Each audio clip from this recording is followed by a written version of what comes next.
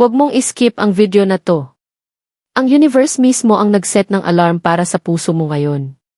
Kung hinihintay mo pa rin ang isang text na hindi dumarating, kung pakiramdam mo parang bigla ka na lang binaliwala, o kung may taong bigla na lang nanahimik pero ramdam mo, may nararamdaman pa rin siya. Listen carefully. May dahilan kung bakit napadpad ka rito sa eksaktong sandaling to. Hindi ito algorithm. Hindi ito aksidente.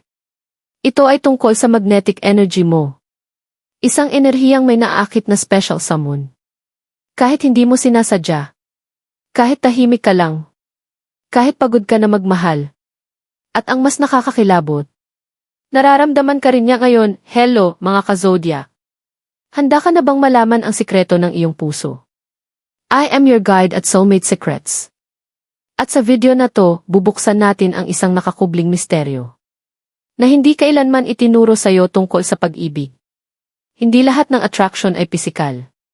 Hindi lahat ng connection ay sinasabi ng salita.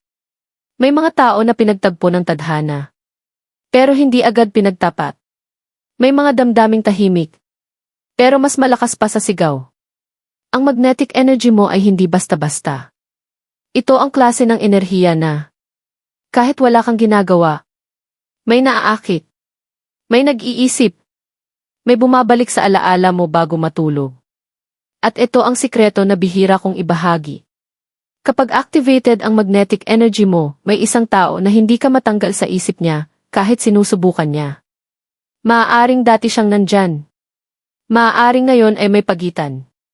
O maaaring pinagtagpo kayo pero di tinadhana pa.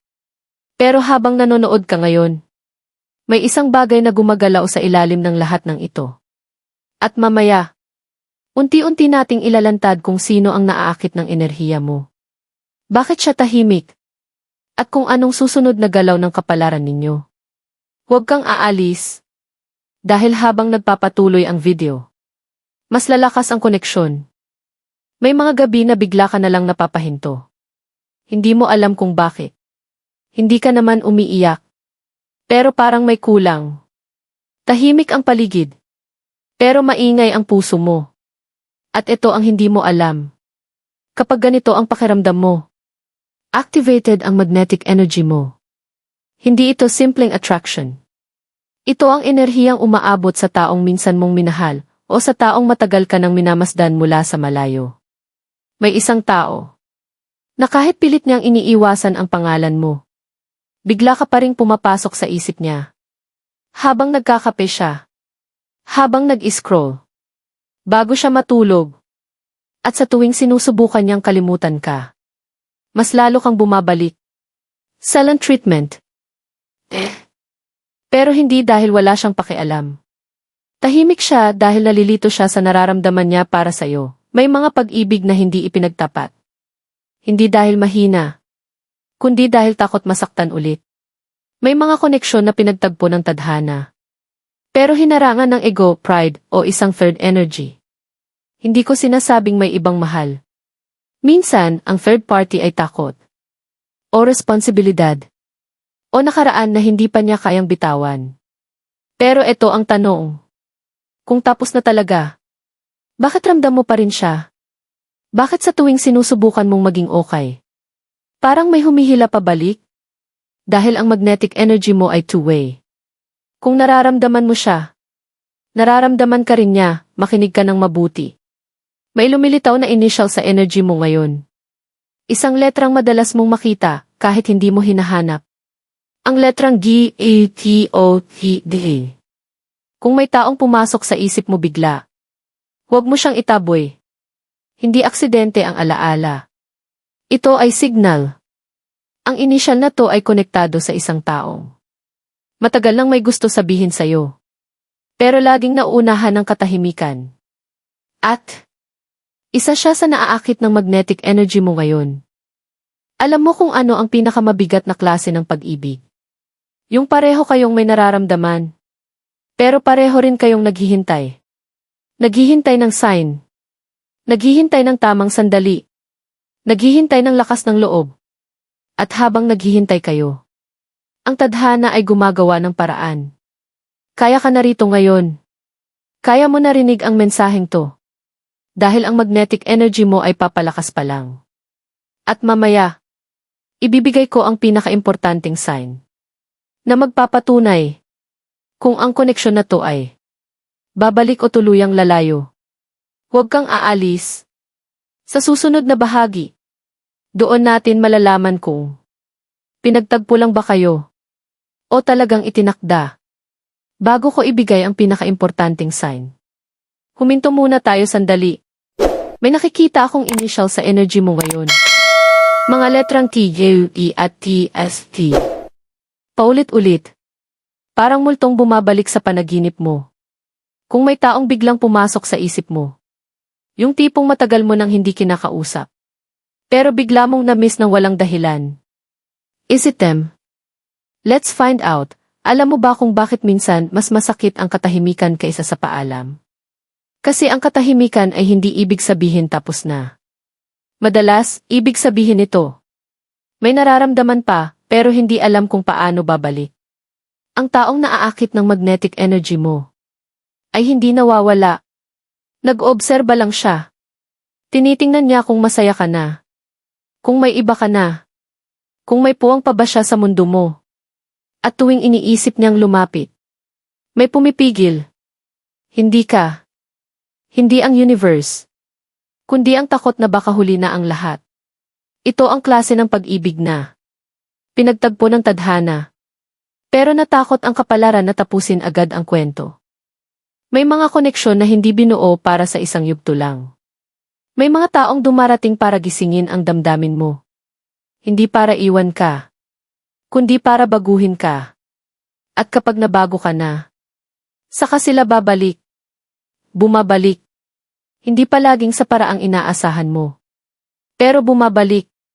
Kapag handa na ang puso nilang humarap sa'yo. Makinig ka ulit. May isa pang inisyal na lumalakas ngayon. Letrang T, C, T, O, T, E. Ito ang taong laging nasa gilid ng buhay mo. Kaibigan, kakilala, o dating hindi mo pinansin. Pero habang lumalakas ang magnetic energy mo, nag-iba ang tingin niya sa'yo. Hindi na basta paghanga. Hindi na curiosity. Ito ay pagkahulog na hindi niya inaasahan. Ngayon, gawin natin ang isang bagay. Huwag mo lang pakinggan. I activate mo. Sa comment section, ay type mo ito. I claim this love. Habang tinatype mo iyan, pinapaalam mo sa universe na handa ka nang tumanggap, hindi na maghabol. At kapag handa ka nang tumanggap, ang pag-ibig ang kusang lalapit, parang para sa'yo ang mensaheng to. Hindi yan guni-guni. Ibig sabihin, nakaalin ka. Kaya mag-subscribe ka sa Soulmate Secrets. Hindi lang para sa content, kundi para manatiling konektado sa mga senyales ng universe na madalas nating hindi napapansin.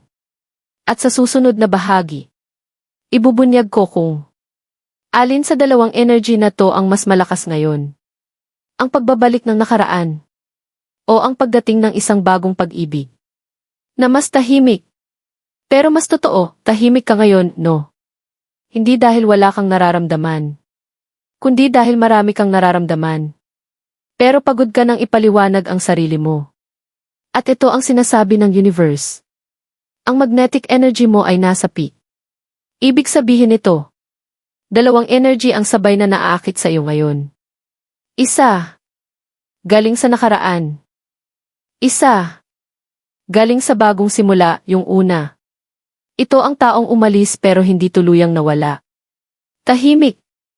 Mas piniling manahimik kaysa umamin. Mas piniling magmasid kaysa maghabol. Ito yung taong kapag tinanong kung okay na ba siya, sasagot ng ki okay lang di. Kahit hindi. May initial siyang G-A, D-O-T-J. At kung tatanungin mo ang tadhana kung mahal ka pa ba niya, ang sagot ay simple. Pero natatakot siyang bumalik na hindi buo. Ang pagmamahal niya ay totoo. Pero ang tapang niya ay nahuhuli. Yung pangalawang energy. Mas tahimik. Mas maingat. Mas totoo. Ito ang taong hindi kailanman umalis. Kahit hindi mo siya pinili noon. May initial siyang T, C, G, O, T, S. Hindi siya dramatic. Hindi siya maingay magmahal. Pero kung siya ang tatanungin ng universe, hindi siya magdadalawang isip. Pipiliin ka niya, kahit walang kasiguraduhan, may mga taong mahal ka. Pero hindi kayang sumabay sa paglago mo. May mga taong tahimik lang. Pero handang sumabay hanggang dulo. At dito pumapasok ang pinakamabigat na tanong. Gusto mo ba ng pagmamahal na bumabalik? O pagmamahal na nananatili? Ang magnetic energy mo ngayon ay hindi na humihila pabalik. Ito ay umaakit pasulong, ngayon ang huling hakbang. Hindi para sa algorithm lang, kundi para sa puso mo. Sa comment section, ay type mo ito ng buo, walang bawas. I claim the love that chooses me. Habang tinatype mo yan, pinipili mo ang sarili mo. At kapag pinili mo ang sarili mo, ang tamang tao ang kusang lalapit kung umabot ka rito. Hindi ito aksidente. Ibig sabihin, may gumagalaw na sa kapalaran mo. Mag-subscribe ka sa Soulmate Secrets para manatiling nakaalin sa mga senyales na hindi kayang ipaliwanag ng logic, pero ramdam na ramdam ng puso. At tandaan mo ito bago matapos ang video. Hindi ka mahirap mahalin. Hindi ka huli. Ikaw ang hinahanap ng enerhiyang iyan. Tahimik lang ang universe, pero kumakampi na ito sayo.